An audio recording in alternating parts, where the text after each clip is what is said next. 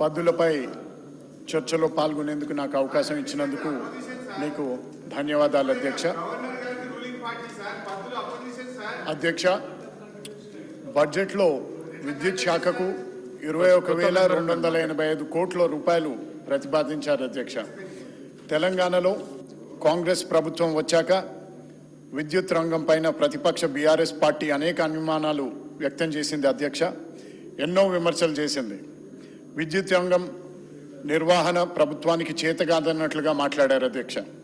కానీ అన్ని అనుమానాలని మా ప్రభుత్వం పటాపంచలు చేసింది.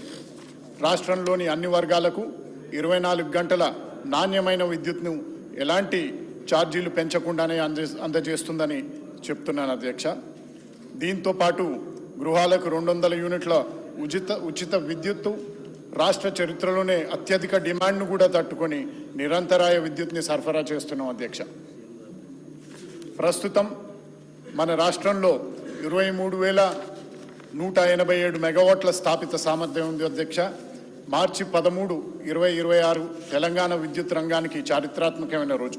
ఈరోజు 18,228 మెగావాట్ల గరిష్ట డిమాండ్ను సమర్థవంతంగా నెరవేర్చడమే కాకుండా 341.08 మిలియన్ యూనిట్ల విద్యుత్ సరఫరా చేసి రాష్ట్ర చరిత్రలోనే అత్యధిక వినియోగాన్ని మనం నమోదు చేసుకున్నాం అధ్యక్ష. అంతేకాదు ప్రతి వ్యక్తికి విద్యుత్ వినియోగం 2,508 యూనిట్లు ఉండగా మన దేశ సగటు కంటే అది చాలా ఎక్కువ అధ్యక్ష. హైదరాబాద్ మహానగరం విద్యుత్ వినియోగం డిమాండ్లో రారాజు. 2025-26, 26-27, 27-28 ఆర్థిక సంవత్సరాల్లో దేశంలోని అన్ని మహానగరాలను దాటేనుంది అధ్యక్ష. ఈ మేరకు 20వ electric power survey of India ఫలితాలను కేంద్ర విద్యుత్ సంస్థ వెలువరించింది. గ్రేటర్ హైదరాబాద్ మున్సిపల్ కార్పొరేషన్ ఉన్న ప్రాంతం పరిగణలోకి తీసుకొని ఈ లెక్కలు వేశారు. దీని ప్రకారం బెంగళూరు, చెన్నై, కోల్కతా, ముంబైలను హైదరాబాద్ దాటేసింది. 25-26 ముంబై డిమాండ్ 1,937 మెగావాట్లు కాగా అదే హైదరాబాద్ డిమాండ్ 1,617 మెగావాట్లు. ఇక 26-27 ముంబై డిమాండ్ 5,153 మెగావాట్లు కాగా హైదరాబాద్ డిమాండ్ 5,144 మెగావాట్లు. ఇక 2027-28 ముంబై డిమాండ్ 5,394 మెగావాట్లు కాగా హైదరాబాద్లో విద్యుత్ పీక్ లోడ్ 5,682 మెగావాట్లు ఉంటుందని గుర్తు చేసింది అధ్యక్ష.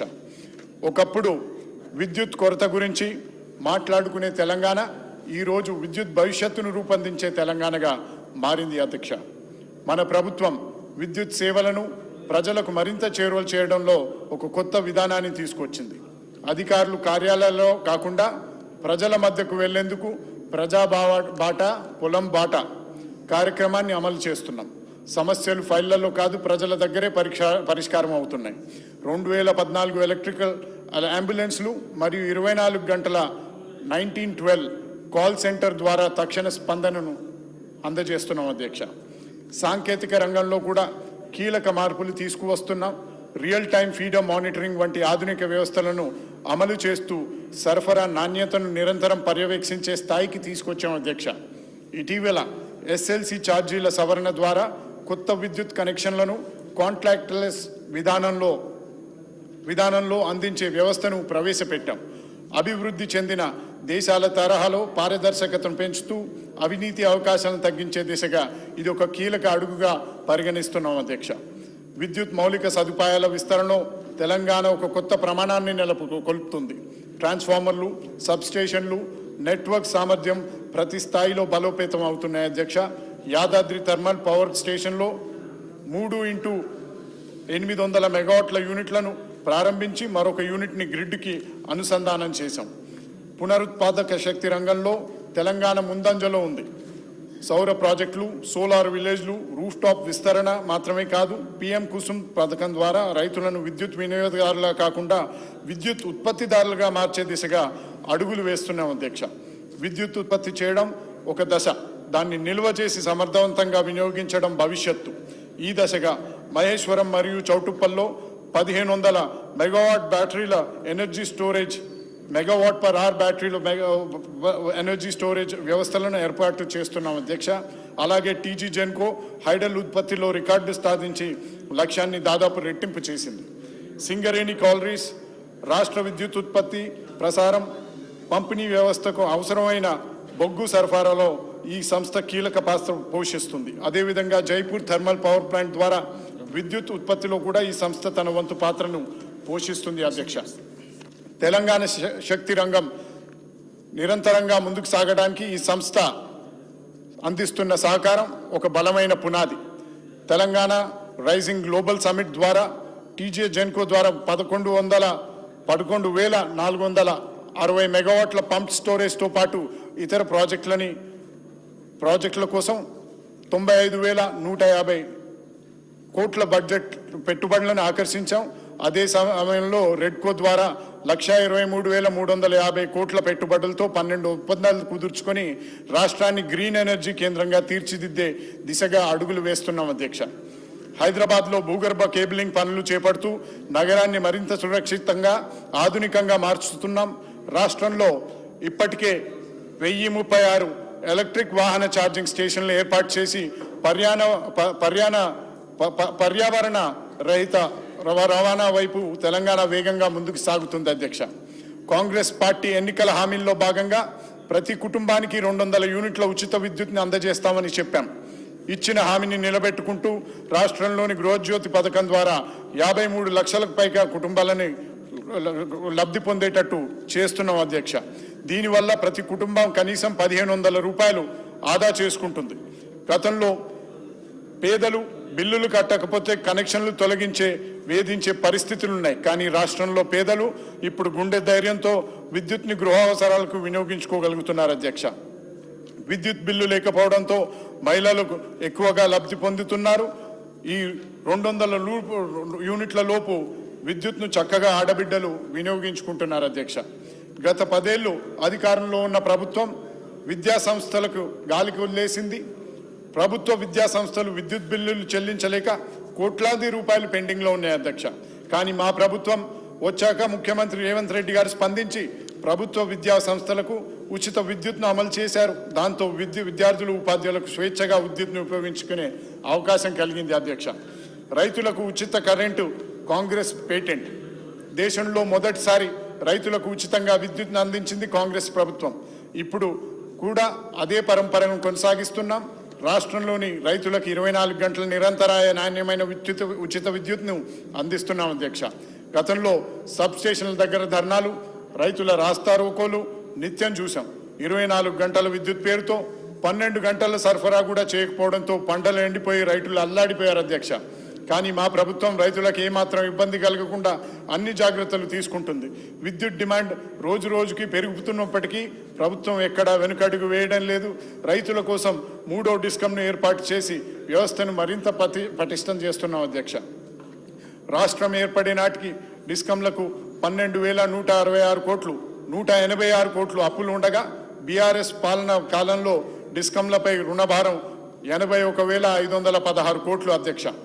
ఇందులో డిస్కంలకు ప్రభుత్వం చెల్లించాల్సిన అన్ని రకాల బకాయిలు మొత్తం 43,770 కోట్లుగా ఉన్నది అధ్యక్ష. దీనిలో లిఫ్ట్ ఇరిగేషన్స్, ఎత్తిపోతల పథకాలతో పాటు వివిధ ప్రభుత్వ శాఖలు కలిపి గత ఏడాది నాటికి చెల్లించాల్సిన బకాయిలు 28,892 కోట్లు అధ్యక్ష. రాష్ట్రంలో 4,000 మెగావాట్ల సామర్థ్యం కలిగిన యాదాద్రి థర్మల్ పవర్ ప్లాంట్ ప్రాజెక్టును 2015లో ప్రతిపాదించిన సమయంలో నిర్మాణ వ్యయం 25,009 కోట్లు కాగా 1 మెగావాట్కు 6,27 కోట్ల చొప్పున ప్రతిపాదించగా 10 ఏళ్లుగా నిర్మాణం అంచనా వ్యయం 34,543 కోట్లకు చేరి 1 మెగావాట్ వ్యయం 8.664 కోట్లకు చేరింది అధ్యక్ష. అదే రామగుండంలోని ఎన్టీపీసీలో తొలి దశలో 1 మెగావాట్కు 7.63 కోట్లు మాత్రమే అయ్యింది అధ్యక్ష. బీఆర్ఎస్ ప్రభుత్వం కాలం చెల్లిన సబ్ క్రిటికల్ టెక్నాలజీ కట్టిన భద్రాద్రి 1080 మెగావాట్ల పవర్ ప్రాజెక్టును మెగావాట్కు 6.75 కోట్లతో ప్రతిపాదించి 7 ఏళ్ల కాలంలో పూర్తి చేయడంలో 1 మెగావాటు 9.74 కోట్లకు చేరింది అధ్యక్ష. ఇదేగాక యాదాద్రి పవర్ ప్లాంట్ బొగ్గు దొరికే స్థలానికి 360 కిలోమీటర్ల దూరాన ఏర్పాటు చేశారు. బొగ్గును రైలు మార్గంలో తరలించి కరెంటు ఉత్పత్తి చేయడం ద్వారా ఏటా 803 కోట్ల అదనంగా ఖర్చు అవుతుంది అధ్యక్ష. రామగుండంలోని తెలంగాణ కోసం ప్రత్యేకంగా 2400 మెగావాట్ల ప్లాంట్ నిర్మిస్తామని గత బీఆర్ఎస్ ప్రభుత్వాన్ని అడిగితే భూమి నీరు ఇవ్వకుండా సతాయించారని ఎన్టీపీసీ చైర్మన్ గురుదీప్ స్వయంగా పార్లమెంట్ కమిటీకి చెప్పారు అధ్యక్ష. కేసీఆర్ గారు సహకరించి ఉంటే రాష్ట్ర ప్రభుత్వం ₹1 పెట్టుబడాల్సిన అవసరం లేకుండా ఎన్టీపీసీ 2400 మెగావాట్ ప్లాంట్ నిర్మించి రాష్ట్రానికి కరెంట్ ఇచ్చేది అధ్యక్ష. ఈ విధంగా కొనసాగిన 10 ఏళ్ల వారి పాలనను ఇప్పుడు గత 2.5 ఏళ్లుగా మనం చేస్తున్న పాలన ప్రజలు గమనిస్తున్నారు అధ్యక్ష. రైతు డిస్ట్రిబ్యూషన్ కంపెనీని ఏర్పాటు చేసి తెలంగాణ ప్రభుత్వం రైతుల కోసం ప్రత్యేకంగా ఒక డిస్కాం ఏర్పాటు చేయాలని నిర్ణయించడం హర్షణీయం అధ్యక్ష. ఈ డిస్కాం ఏర్పాటుతో రైతులకు నాణ్యమైన విద్యుత్ సరఫరా మరింత మెరుగుపడుతుంది. రైతులు ఎదుర్కొంటున్న అనేక విద్యుత్ సమస్యలు పరిష్కారం అవుతాయని అనుకుంటున్నాను అధ్యక్ష. కాంగ్రెస్ ప్రభుత్వం అధికారంలోకి వచ్చాక సింగరేణి బొగ్గు ధర గణనీయంగా తగ్గించింది. దీంతో థర్మల్ కేంద్రాల్లో విద్యుత్ ఉత్పత్తి ధర బాగా పెరిగింది అధ్యక్ష. దీంతో ఒకవైపు ప్రజలపై భారం తగ్గడమే కాకుండా విద్యుత్ సంస్థల ఆర్థిక పరిస్థితి కూడా మెరుగుపడుతుందని ఆశిస్తున్నాను అధ్యక్ష. తెలంగాణ ప్రభుత్వం విద్యుత్ రంగాన్ని మెరుగుపరచడానికి ఈ కింది చర్యలు తీసుకోవాల్సిందిగా విజ్ఞప్తి చేస్తున్నాను. బ్యాటరీ ఎనర్జీ స్టోరేజ్ని మరింత ప్రోత్సహించాలి. రాష్ట్రంలో పంప్ స్టోరేజ్ ప్లాంట్ స్థాపించడానికి అనేక అవకాశాలు ఉన్నాయి కాబట్టి ఈ దశగా ప్రభుత్వం చర్యలు తీసుకోవాలని ఆశిస్తున్నాను అధ్యక్ష. సింగరేణి నుండి ఉత్పత్తి చేసే బొగ్గు నాణ్యతను పెంచడం ద్వారా విద్యుత్ ఉత్పత్తి ధరను మరింత తగ్గించవచ్చు. దీంతో ప్రజలపై భారాలను తగ్గించడం సాధ్యమవుతుందని నేను భావిస్తున్నాను అధ్యక్ష. ప్రభుత్వం అనేక ఎత్తిపోతల పథకాలను ప్రణాళికలను సిద్ధం చేసుకుంది. ఈ ఎత్తిపోతల పథకాలు వర్షాకాలంలో మాత్రమే వీటిని ఎత్తిపోస్తాయి అధ్యక్ష. ఆ తర్వాత సుమారు 10 నెలలు ఖాళీగా ఉంటాయి. కాబట్టి ప్రభుత్వం తలపెట్టే ఎత్తిపోతల పథకాలను పంప్ స్టోరేజ్ ప్లాంట్స్గా కూడా పనిచేసే విధంగా డిజైన్ చేస్తే అది బాగుంటుందని ఆశిస్తున్నాను అధ్యక్ష. అదేవిధంగా దీంతో ఇవి వర్షాకాలంలో వీటిని ఎత్తిపోస్తాయి. ఇతర సమయాల్లో ఇవే ప్రాజెక్టులను పంప్ స్టోరేజ్ ప్లాంట్స్గా వినియోగించే అవకాశం ఏర్పడుతుందని విద్యుత్ ఉత్పత్తి కూడా భారీగా తగ్గుతుందని నేను భావిస్తున్నాను అధ్యక్ష. ఇక అధ్యక్ష, పట్టణాలు నగరాలు పెరిగిపోతున్నాయి. వాయు ధ్వని కాలుష్యాలకు అదుపు చేసేందుకు ఎలక్ట్రిక్ వాహనాలను ప్రభుత్వం ప్రోత్సహిస్తుంది. ఈవీలపై లైఫ్ ట్యాక్స్ ప్రభుత్వం రద్దు చేసింది. ఇప్పటికే 1036 ఈవీ ఛార్జింగ్ స్టేషన్లను ప్రజాప్రభుత్వం ఏర్పాటు చేసింది అధ్యక్ష. హైదరాబాద్ నగరంలో డీజిల్ పెట్రోల్ ఆటోలన్నింటినీ రెట్రోఫిట్టింగ్ చేసి ఈవీలుగా మార్చేందుకు ప్రభుత్వం ముందుకు రావడం హర్షణీయం అధ్యక్ష. అందుకయ్యే వ్యయాన్ని మొత్తం ప్రభుత్వమే భరిస్తుందని సీఎం గారు ప్రకటించినందుకు ఆయనకు నా ప్రత్యేక కృతజ్ఞతలు తెలియజేసుకుంటున్నాను. ఇక ముందు ప్రభుత్వం కొనుగోలు చేసే వాహనాలన్నీ ఈవీలే కొనుగోలు చేయాలని సీఎం గారు ఆదేశించిన విషయం అందరికీ తెలిసిందే. ఈ సందర్భంగా నాదో సూచన అధ్యక్ష. ఈవీ వాహనాలు పెరుగుతున్న సంఖ్యలో ఛార్జింగ్ స్టేషన్లు కూడా అందుబాటులో ఉండడం లేదు. వీటి పెంపుపై మరింత దృష్టి కేంద్రీకరించాలని ప్రభుత్వాన్ని మనవి చేస్తున్నాను. ఈవీ బ్యాటరీలు త్వరగా ఛార్జింగ్ అయ్యేలా వాటిలో మార్పులు తేవాలని కంపెనీలకి సూచించాలి. లేకపోతే ఈవీ స్టేషన్ల వద్ద ఛార్జింగ్లు చాలా సమయం తీసుకుంటుంది అధ్యక్ష. అలాగే ప్రతి ప్రభుత్వ కార్యాలయం సోలార్ విద్యుత్తుతో ఆపరేట్ అయ్యేటట్టు మనం చూడాల్సిన అవసరం ఉంది అధ్యక్ష. ఇక ఇంకొక సూచన ట్రాన్స్పోర్ట్ మంత్రి గారికి అధ్యక్ష. మనం రిజిస్ట్రేషన్ ఏదైతే వెహికల్ రిజిస్ట్రేషన్ చేయించుకుంటున్నామో అప్పుడు టీజీ ఒక నంబరు, దాని తర్వాత ఏజీ అనో లేకపోతే బీపీ అనో ఒక ఆల్ఫబెట్ వచ్చి దాని తర్వాత నంబర్ వస్తుంది అధ్యక్ష. కాబట్టి ఈ ఈవీ వెహికల్స్కి ఏదైతే ఉందో ప్రత్యేకంగా టీజీ నంబర్ ఈవీ అన్నది కేవలం ఎలక్ట్రిక్ వెహికల్స్కే మనం వాటికి కేటాయిస్తే వారికి కూడా ఒక ప్రత్యేక గుర్తింపు కింద కనపడుతుంది. కాబట్టి వాళ్ళని దానికోసం ప్రోత్సహించేందుకు అది కూడా ఉపయోగపడుతుందని నేను భావిస్తున్నాను. ఆ విధంగా ఆలోచించాలని కోరుకుంటున్నాను అధ్యక్ష. ఇప్పుడు మనం ఆర్టిఫిషియల్ ఇంటెలిజెన్స్ యుగంలో ఉన్నాం. మన ప్రతి మాట కదలిక వేళ్ల మైళ్ళ వేగంతో ప్రపంచాన్ని చుట్టి వస్తుంది. ఒకప్పుడు ప్రపంచంలో అత్యంత వేగమైనది ఏంటంటే మన మనసు అనేవారు. కానీ ఇప్పుడు ఆ మనసును మించిన వేగంతో టెక్నాలజీ దూసుకుపోతుంది అధ్యక్ష. టెక్నాలజీపై పట్టు సాధిస్తేనే మన భవిష్యత్ తరాలు మనుగడ సాధించగలవు. 21వ శతాబ్దాన్ని టెక్నాలజీయే శాసిస్తుందని గుర్తించిన స్వర్గీయ మాజీ ప్రధాని రాజీవ్ గాంధీ గారు దేశంలో ఐటీ, టెలికాం రంగాలను ప్రోత్సహించారు. 4 దశాబ్దాల క్రితం ముందు చూపుతో రాజీవ్ గాంధీ గారు వేసిన ఈ పునాది ఈనాడు ప్రపంచ మార్కెట్లో ఐటీ నిపుణుల ఉత్పత్తి దేశంగా భారతదేశం నిలవడానికి కారణమైంది అధ్యక్ష. ఉమ్మడి ఆంధ్రప్రదేశ్ రాష్ట్రంలో కాంగ్రెస్ పార్టీ అధికారంలో ఉన్నప్పుడు హైదరాబాద్లో 1991 సంవత్సరం నాటి ముఖ్యమంత్రి దానికి టెక్ పార్క్ కోసం పునాది వేసిండ్రు అధ్యక్ష. ఆ విధంగా ఆ తర్వాత ముఖ్యమంత్రులైన వారంతా హైటెక్ సిటీని నిర్మించిండ్రు. వారంతా హైదరాబాద్లో ఐటీ రంగం అభివృద్ధి చెందేందుకు కృషి చేసిండ్రు. Microsoft, L&T, Infosys, Wipro, Oracle, Infocity, ISB, TCS వంటి దిగ్గజ కంపెనీలు ఇప్పుడు హైదరాబాద్ నుంచి సేవలు అందిస్తున్నాయి అధ్యక్ష. గౌరవ ముఖ్యమంత్రి రేవంత్ రెడ్డి గారు, గౌరవ ఐటీ శాఖ మంత్రి శ్రీధర్ బాబు గారు ఐటీ రంగం వృద్ధికి అవసరమైనన్ని చర్యలు తీసుకుంటున్నారని నేను భావిస్తున్నాను అధ్యక్ష. పెద్ద సంఖ్యలో ఐటీ పరిశ్రమలు ఆకర్షించి మన యువతకు ఆ రంగంలో ఉపాధి కల్పించేందుకు గాను ప్రత్యేక శ్రద్ధలు చూపుతున్నారు. ఐటీ రంగానికి బడ్జెట్లో గత ఏడాది 774 కోట్లు కేటాయిస్తే ఈ ఏడాది బడ్జెట్లో మరో 101 కోట్లు అదనంగా కేటాయించడం జరిగింది అధ్యక్ష. మొత్తం 875 కోట్లు కేటాయించింది అధ్యక్ష. రాష్ట్ర డేటా సెంటర్ మోడర్నైజేషన్కు 100 కోట్లు కేటాయించడం హర్షణీయం అధ్యక్ష. రాష్ట్ర ఐటీ ఎగుమతులను 3.13 లక్షల కోట్లకు చేరుకున్నాయి అధ్యక్ష. ఈ రంగం 9.39 లక్షల మందికి పైగా ఉపాధి అవకాశాలను కల్పిస్తుంది. ప్రజాప్రభుత్వం ప్రత్యేక శ్రద్ధతోనే ఈ ఏడాది కాలంలో Ameriprise Financial, Land O'Lakes, Hallman, Macquarie, Deutsche Boerse, Eli Lilly, the Bristol Myers Squibb, Amgen, MSD, Evernorth వంటి మల్టీనేషనల్ కంపెనీలు మన వాటి GCCలను హైదరాబాద్లో ఏర్పాటు చేసుకున్నాయి అధ్యక్ష.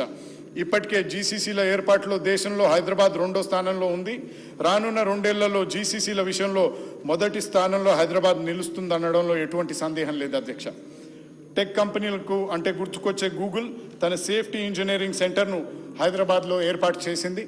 నగరం వెస్ట్ సైడ్కి ఐటీ పరిశ్రమ పరిమితం కాకుండా నగరాన్ని అన్ని వైపులా విస్తరించడానికి గ్రోత్ ఇన్ డిస్పర్షన్ విధానాన్ని మా ప్రభుత్వం ప్రోత్సహిస్తుంది అధ్యక్ష.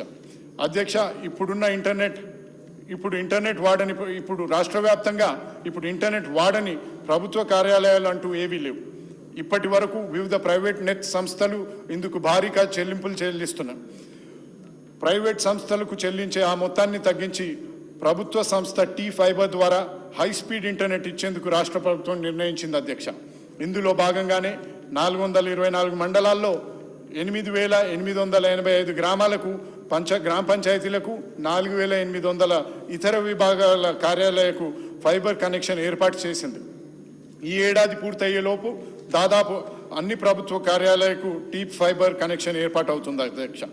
ఈ ఫైబర్ కనెక్షన్ సేవలు ప్రతి ఇంటికి అందించేందుకు ఏర్పాటు చేయాలని రాష్ట్ర ప్రభుత్వానికి విజ్ఞప్తి చేస్తున్నాను అధ్యక్ష. రాష్ట్ర విభజన సమయంలో ఐటీ, ఎలక్ట్రానిక్స్ రంగాలకు హైదరాబాద్ హబ్గా నిలిచింది. ఐటీ హబ్గా మార్చేందుకు గాను గౌరవ మన్మోహన్ సింగ్ గారి నాయకత్వంలోని నాటి కాంగ్రెస్ ప్రభుత్వం ITIRను ప్రకటించింది. కానీ 2014 సంవత్సరంలో అధికారం చేపట్టిన బీజేపీ ప్రభుత్వం ITIRను పక్కన పెట్టేసింది. ఈ రాష్ట్రం నుంచి బీజేపీకి 8 మంది ఎంపీలు, 2 కేంద్ర మంత్రులు ఉన్నారు. ఆ పార్టీకి ఉన్న 8 ఎంపీల్లో 3 2 కేంద్ర మంత్రుల్లో 1 హైదరాబాద్ నుంచే ప్రాతినిధ్యం వహిస్తున్నారు. హైదరాబాద్ను ITIR పక్కన పెట్టేందుకు రాష్ట్ర ప్రజలకు ఆ పార్టీ క్షమాపణ చెప్పాలని నేను వారిని డిమాండ్ చేస్తున్నాను అధ్యక్ష.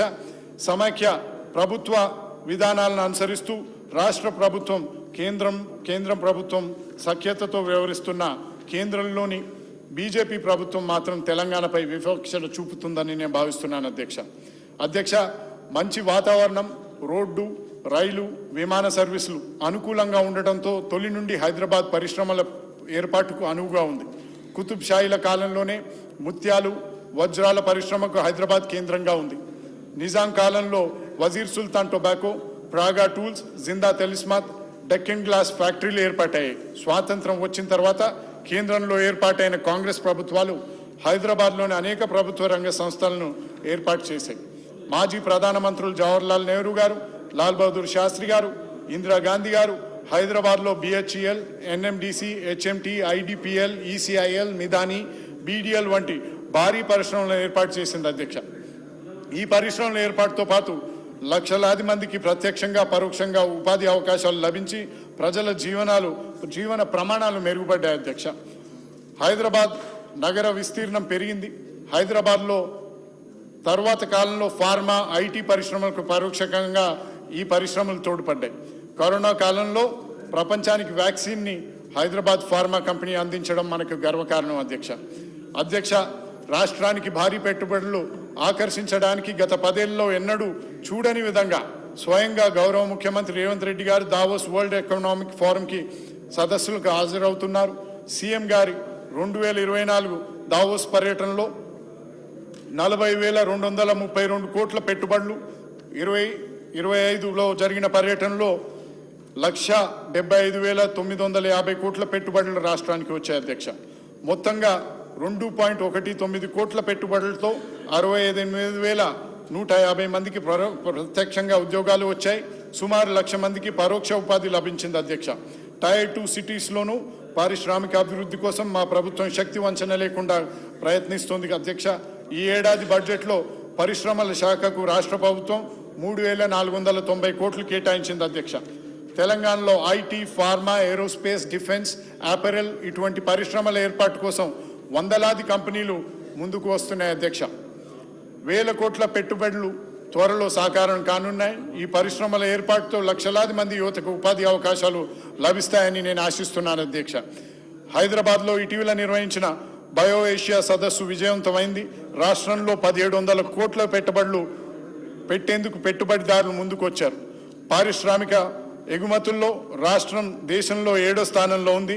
సులభతర వాణిజ్యంలో తెలంగాణను టాప్ అచీవర్గా కేంద్ర ప్రభుత్వం గుర్తించింది అధ్యక్ష. రాష్ట్ర జిఎస్డిపిలో పరిశ్రమల రంగం వాటా 3,04,214 కోట్లుగా ఉంది అధ్యక్ష. ఐటీ పరిశ్రమలు, జీసీసీలతో పాటు ఇతర పరిశ్రమల ఏర్పాటులో లక్షలాది మంది యువతకు ఉపాధి లభిస్తుంది. అందుకు ఈ ఉపాధి అవకాశాలు అందిపుచ్చుకోవాలంటే ఆయా పరిశ్రమల్లో చేసే నైపుణ్యాలు, సాంకేతికత తెలిసి ఉండాలి. ఇప్పటి వరకు పాలకులు పరిశ్రమల ఏర్పాటుపై దృష్టి సాధించారే తప్ప వాటిలో ఎవరికి ఉపాధి లభిస్తుందన్న విషయాన్ని పట్టించుకోలేదు. ఈ విషయంలో గౌరవ ముఖ్యమంత్రి రేవంత్ రెడ్డి గారు ఎంతో దూరదృష్టితో వ్యవహరిస్తున్నారు. మారుతున్న టెక్నాలజీ, పరిశ్రమల అవసరాలను, అనువైన నైపుణ్యాలను మన యువత అందిపుచ్చుకునే విధంగా యంగ్ ఇండియా స్కిల్స్ యూనివర్సిటీ ఏర్పాటు చేశారు అధ్యక్ష. ఆధునిక పరిశ్రమల్లో వాడుతున్న టెక్నాలజీ, వారి అవసరాలకు తగిన నైపుణ్యాభివృద్ధి సాధించేందుకు గాను ఆ యూనివర్సిటీ సిలబస్, తరగతుల నిర్వహణ, ఇతర వ్యవహారాలపై ఆజమాయిషీకి ప్రముఖ పారిశ్రామికవేత్తలను అందులో భాగస్వాములను చేశారు. అలాగే పురాతన సాంప్రదాయ కోర్సులను నామమాత్రంగా మారిన ఐటీఐలను అప్డేట్ చేయిస్తున్నారు. ఆధునిక పరిశ్రమలకు తగిన నైపుణ్యాలతో యువతకు శిక్షణ ఇప్పించేందుకు ఐటీఐలను ఏటీసీ అడ్వాన్స్ టెక్నాలజికల్ సెంటర్గా అప్డేట్ చేస్తున్నారు. ఏటీసీలు యంగ్ ఇండియా స్కిల్స్ యూనివర్సిటీ నుంచి బయటకు వచ్చేవారు తెలంగాణలోని పరిశ్రమలతో పాటు ప్రపంచంలో ఏ దేశంలో అయినా ఉద్యోగాలు సంపాదిస్తారన్న ఆశ నాకుంది అధ్యక్ష. ఈ విషయంలో మంచి విజన్తో వ్యవహరిస్తున్న గౌరవ ముఖ్యమంత్రి గారికి, ఐటీ మరియు పరిశ్రమల మంత్రి మన శ్రీధర్ బాబు గారికి మన అందరి తరపున ధన్యవాదాలు తెలియజేస్తున్న అధ్యక్ష. ప్రపంచ పరిజ్ఞానం అంతా తమ దగ్గర ఉందని, తమకే అన్నీ తెలుసని అహంకారపూరిత వ్యాఖ్యలు చేస్తున్న గత పాలకులు ఈ విషయంలో ఎందుకు కనీస ప్రయత్నం చేయలేదో సభకు తెలియజేయాలి అధ్యక్ష. కనీసం ఇటువంటి ఆలోచనైనా వాళ్లకు వస్తుందని నేను అనుకోవడం లేదు. అలాగే గౌరవ మన్మోహన్ సింగ్ గారి ప్రభుత్వం ప్రకటించిన ఐటీఆర్ను బీజేపీ ప్రభుత్వం పక్కకు పెట్టేసింది. గతంలో ప్రారంభమైన అనేక కేంద్ర ప్రభుత్వ రంగ సంస్థలు మూతపడ్డాయి. గత 12 ఏళ్లుగా కేంద్రంలో అధికారంలో ఉన్న బీజేపీ ప్రభుత్వం హైదరాబాద్లో ఒక్క పరిశ్రమను కూడా ఏర్పాటు చేయలేదు అధ్యక్ష. ఎందుకు ఈ వివక్ష అని మేము ప్రశ్నిస్తున్నాం. ఇందుకు ఆ పార్టీ సభ్యులైన చర్చల సమయంలో సమాధానం చెప్తారని ఆశిస్తున్నాను. అధ్యక్ష 5 నిమిషాలు. పారిశ్రామికంగా సాంకేతికంగా ఎంత అభివృద్ధి చెందినా మన మూలాలు గ్రామాల్లోనే ఉన్నాయి. భారతీయ ఆత్మ గ్రామాల్లోనే ఉందని జాతిపిత మహాత్మా గాంధీ గారు అన్నారు. భూములపై రైతులకు పూర్తి హక్కులు ఉన్నప్పుడే వారు నిర్భయంగా పూర్తి ఆత్మవిశ్వాసంతో పంటలు పండిస్తారు. భూ హక్కులే తెలంగాణ సాయుధ పోరాటంలో కీలక పాత్ర పోషించాయి. మాజీ ప్రధానమంత్రి ఇందిరాగాంధీ గారి హయాంలో భూ సంస్కరణలు అమలయ్యాయి. అధ్యక్ష, దేశంలో లక్షలాది మంది ఎస్సీ ఎస్టీ రైతులకు భూ పంపిణీ చేశారు. భూగరిష్ట పరిమితిని చట్టాన్ని కాంగ్రెస్ పార్టీ ప్రభుత్వం తీసుకొచ్చింది. ప్రతి దళిత కుటుంబానికి 3 ఎకరాల భూమి ఇస్తామంటూ ప్రగల్భాలు పలికిన గత పాలకులు ఆ విషయంలో పూర్తిగా విఫలమయ్యారు. అరకొరిగా పంపిణీ చేసి దళితులను మోసం చేశారు. ఆ కొద్దిపాటి భూముల కొనుగోలు పంపిణీ భారీగా అక్రమాలు చోటు చేసుకున్నాయి. అధ్యక్ష, ఈ విషయంలో విచారణ చేపట్టాలని గౌరవ ముఖ్యమంత్రి గారిని, గౌరవ రెవెన్యూ మంత్రి శ్రీనివాసరెడ్డి గారిని విజ్ఞప్తి చేస్తున్నాను. అధ్యక్ష, ధరణి పేరుతో గత పాలకులు ఇష్టారీతిగా వివరించారు. ధరణిలోని లోపాలతో రాష్ట్రంలో విలువైన భూములను అన్యాక్రాంతమయ్యాయి. అధ్యక్ష, రైతులను నానా ఇబ్బందులు పెట్టారు. ఒక్క కలంపోటుతో వేలాది మంది వీఆర్ఓలను తొలగించి రెవెన్యూ పాలనను అస్తవ్యస్తం చేశారు. అధ్యక్ష, ఒకరి భూములు మరొకరి పైకి మార్చారు. అదేవిధంగా మేము అధికారంలోకి వస్తే ధరణిని బంగాళాఖాతంలో కలుపుతామని నాడు పిసిసి అధ్యక్షునిగా ఉన్న నేటి ముఖ్యమంత్రి రేవంత్ రెడ్డి గారు ప్రకటించడం జరిగింది. అధ్యక్ష, ఇచ్చిన హామీ మేరకు ధరణిని రద్దు చేసి భూభారతి చట్టాన్ని ప్రజాప్రభుత్వం తీసుకొచ్చింది. రెవెన్యూ సేవలు రైతులకు సులభంగా అందడం కోసం దీర్ఘకాలికంగా పెండింగ్లో ఉన్న భూ సమస్యలను పరిష్కారానికి మా రెవెన్యూ సదస్సులను రాష్ట్ర ప్రభుత్వం నిర్వహించింది. అధ్యక్ష, మేము అధికారంలోకి వస్తే రెవెన్యూ వ్యవస్థను పునరుద్ధరిస్తామని ఇచ్చిన హామీని నిలబెట్టుకున్నాం. ఈ మేరకు 10,954 రెవెన్యూ గ్రామాలను క్లస్టర్ల వారీగా విభజించి జీపీఓలని నియమించాం. అధ్యక్ష, గత ప్రభుత్వం ఎటువంటి కసరత్తు చేయకుండానే సాదా బైనామాల క్రమబద్ధీకరణను దరఖాస్తులు తీసుకోవాలని ప్రకటన ఇచ్చింది. పెద్ద సంఖ్యలో రైతులు దరఖాస్తులు చేసుకున్నారు. నియమ నిబంధనలు లేకుండా ఎలా క్రమబద్ధీకరిస్తారంటూ హైకోర్టు వాటిపై స్టే ఇచ్చింది. అధ్యక్ష, ఆ తర్వాత 2 ఏళ్లకు పైగా అధికారంలో ఉన్న నాటి పాలకులు ఈ విషయంలో ఏ నిర్ణయం తీసుకోకుండా దాదాపు 10 లక్షల మంది రైతులను వేధింపులకు గురి చేసిండ్రు. ప్రజాప్రభుత్వం అధికారంలోకి వచ్చిన తర్వాత గౌరవ హైకోర్టు లేవనెత్తిన సందేహాలను నివృత్తి చేసి స్టేని వెకేట్ చేయించాం. అధ్యక్ష, కేవలం కొనుగోలుదారే అఫిడవిట్ సమర్పించేలా ఈ నెల 18వ తేదీన జియో 76ను విడుదల చేశాం. దీంతో తెలంగాణ వ్యాప్తంగా 9.26 లక్షల సాదా బైనామా దరఖాస్తులు పరిష్కారం కానున్నాయి. అధ్యక్ష, రిజిస్ట్రేషన్ యాక్ట్ ప్రకారం నిషేధిత జాబితాలో పెట్టిన భూముల సమస్యల పరిష్కారానికి ఉన్నత స్థాయి కమిటీ వేయడానికి రాష్ట్ర ప్రభుత్వం నిర్ణయం తీసుకుంది. అధ్యక్ష, రైతులపై మాకున్న చిత్తశుద్ధికి ఈ చర్యలన్నీ నిదర్శనమని నేను భావిస్తున్నాను. అధ్యక్ష, గత పాలకులు చిత్తానుసారం వ్యవహరించారు. సరైన కసరత్తు చేయకుండానే మండలాలను ఏర్పాటు చేశారు. ఆయా మండలాలకు అవసరమైన ఉద్యోగులను నియమించలేదు, కార్యాలయాలు నిర్మించలేదు. ప్రజాప్రభుత్వం ఏర్పడిన తర్వాత కొత్త మండలాలకు సంబంధించి 272 పోస్టులను భర్తీ చేయడంతో పాటు 60 తహసీల్దార్, 5 ఆర్డీఓ కార్యాలయాన్ని నిర్మిస్తున్నాం. అధ్యక్ష, 2వ విడతలో మరో 170 కార్యాలయాన్ని నిర్మించుకుంటాం. అధ్యక్ష, చివరగా అధ్యక్ష, ఈ రాష్ట్ర ప్రభుత్వం ఓవైపు గ్రామీణ మూలాలను గుర్తుంచుకుంటూనే ఆధునిక ప్రపంచపు అవసరాలకు తగినట్లుగా తన పనితీరును ప్రదర్శిస్తోంది. అధ్యక్ష, అభివృద్ధి సంక్షేమం అనే జోడు గుర్రాల మీద పరుగులు తీస్తుంది తెలంగాణ రాష్ట్రం అని నేను చెప్పడానికి గర్వపడుతున్నాను. అధ్యక్ష, మన తెలంగాణ రాష్ట్రం దేశంలోనే తనదైన ముద్ర వేస్తుంది. మున్ముందు ఈ వేగం తేజం ఇలానే కొనసాగాలని ఆకాంక్షిస్తున్నాను. నాకు ఈ అవకాశం ఇచ్చిన మీకు ప్రత్యేక కృతజ్ఞతలు తెలిపిస్తూ ముగిస్తున్నాను. అధ్యక్ష,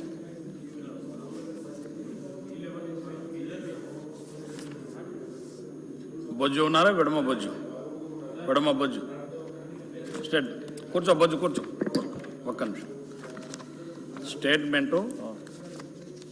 ఐ రిక్వెస్ట్ మినిస్టర్